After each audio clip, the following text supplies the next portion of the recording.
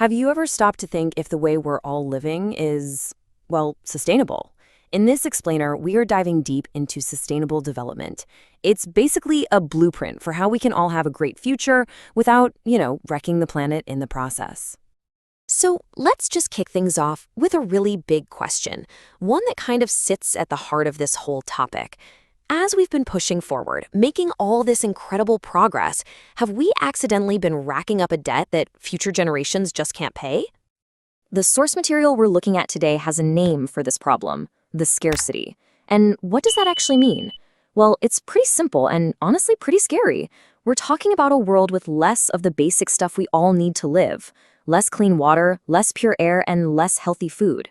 This isn't some sci-fi movie plot. It's a real consequence of the path we're on. All right, section 1, a world out of balance. Let's dig into what that actually looks like.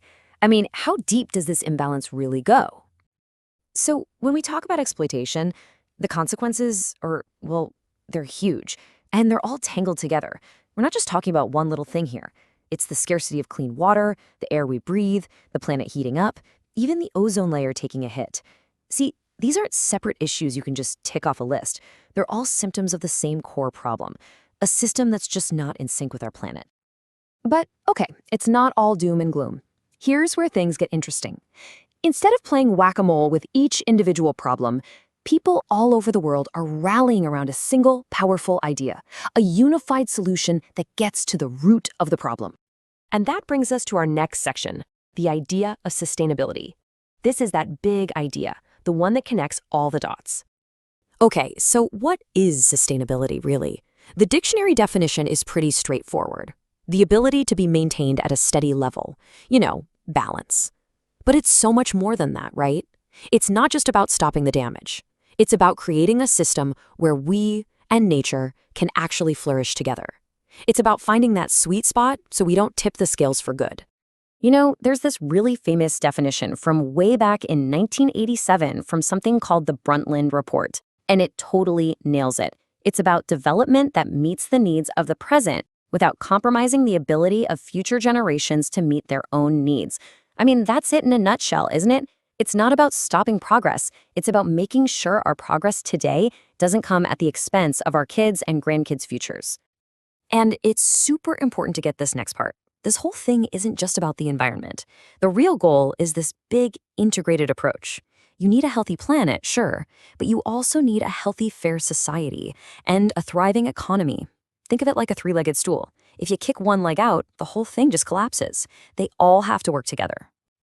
Okay, so this is all a great idea, right? But how do we actually do it? How do we make it real? Well, that leads us right into our third section, a blueprint for our future. This is so cool. Basically, the whole world got together, we're talking the United Nations, and created a shared game plan. And what came out of it? These 17 goals. You've probably heard of them, the Sustainable Development Goals, or SDGs. It's literally a global to-do list for building a better world. Now, 17 goals. I know, that sounds like a lot to remember, but you can actually boil them down into 3 big buckets. A plan for people, a plan for the planet, and a plan for prosperity. And here's the magic trick. They're all connected. You can't just pick one. It's impossible to have a booming economy if our planet is a mess, right? And you can't get people out of poverty if you destroy the natural resources they need to survive. It all has to work in sync. Okay, a global blueprint, that can feel a little overwhelming, right? What can I possibly do? But this is where it gets really practical. Let's talk about your role. Section 4, the 5 actions. So the source gives us this awesome, easy-to-remember framework. It's the 4 R's and 1 U. First, you refuse stuff you don't need. Simple. Then you reduce what you do use. After that, reuse things as much as you possibly can. And when you're done, you recycle. But then there's the last one, and this one is my favorite. Upcycle.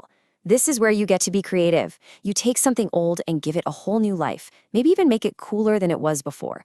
It just brings this whole big idea right down to our everyday choices. All right, let's pull back for a second. We've covered the problem, the big idea, and the plan. So section 5, why this all matters. Why is this so incredibly important, right now? Look, at the end of the day, this isn't just a nice to have. It's an absolute necessity. I mean, we're talking about making sure our kids and their kids have what they need to live. It's about our own health, not getting sick from pollution. It's about fixing the unfairness in the world, the economic and social gaps.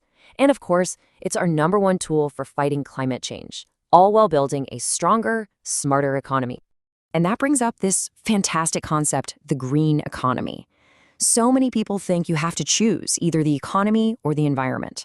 But that's just old thinking. A green economy is about smart growth. Just think about it for a second. Every single solar panel that goes up on a roof, every electric car that rolls off the line, that's not just good for the planet. That's a job. That's innovation. That's progress. So here's where we land. We're at a crossroads, really. The blueprint is there. The plan, it exists. We've got the tools. The only question left, the big one, is will we actually do it? Will we build it together?